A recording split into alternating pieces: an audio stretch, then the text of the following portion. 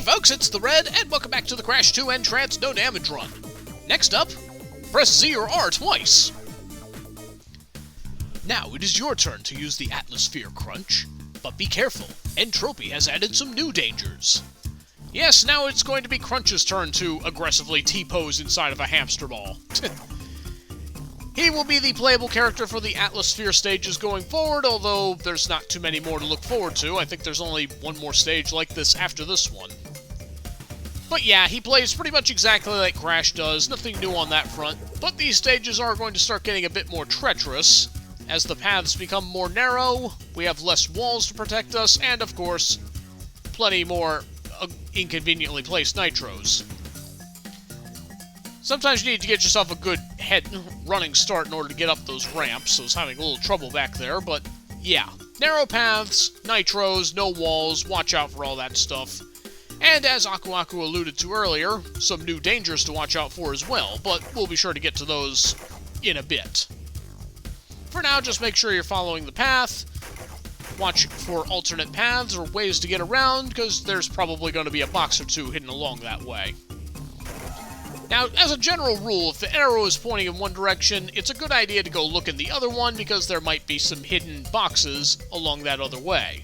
And here's one of those new dangers that Aku Aku was talking about.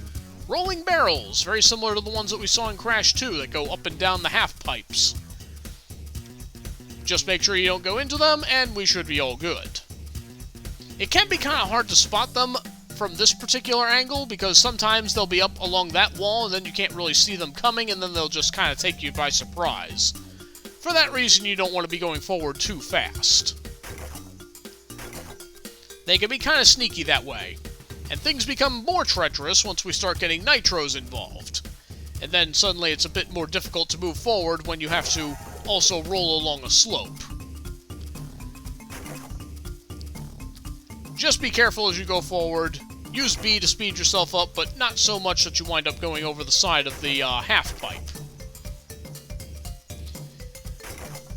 Once again, make sure you're keeping an eye out for branching paths like this one, because, yeah, there's going to be a box hidden down here, and this path is particularly narrow, so wouldn't be a bad idea to use the brake when you're navigating this area.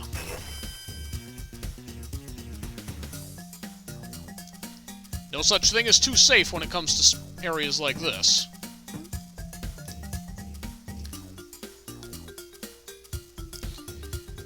Alright, so now we're going to have some more barrels to get around.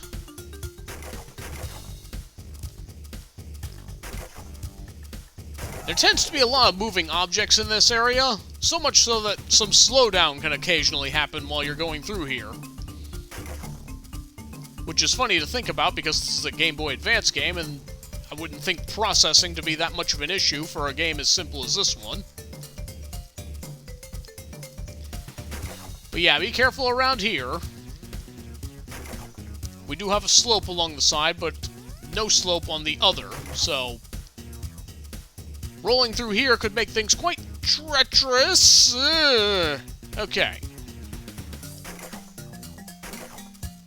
Now, this path this way doesn't actually have anything, it's just a shortcut that goes back to the main path further up ahead, and if you took that path, then you would miss these boxes here.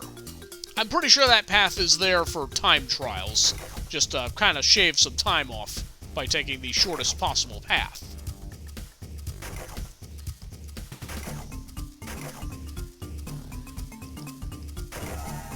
Now, up ahead, we're going to have another split in the path. This time we're going to want to turn this way, because there's another box right along here.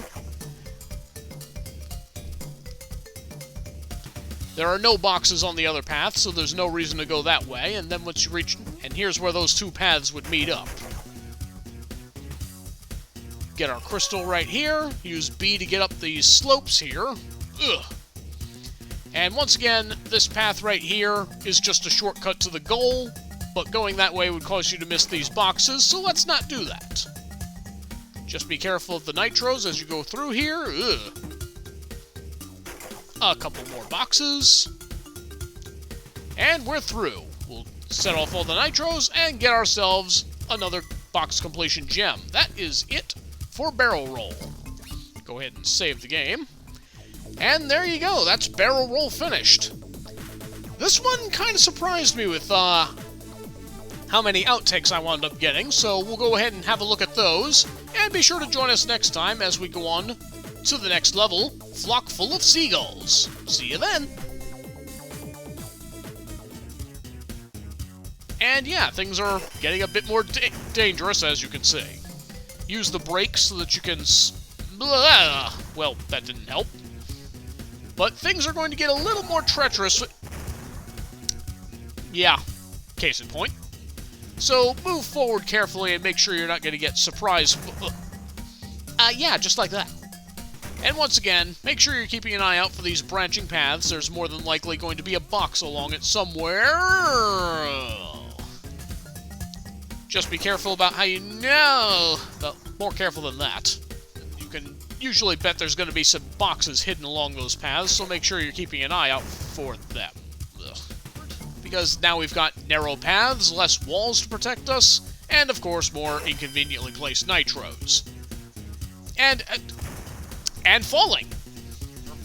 We basically just have Crunch aggressively T-posing inside a ball now. Things are going to be bad. Things are going to be bad. The rolling barrels, very similar to the ones that we saw in Crash 2. And, yeah, they kill you. And there we go. We'll set off all the nitros. Uh-oh, we missed a box somewhere.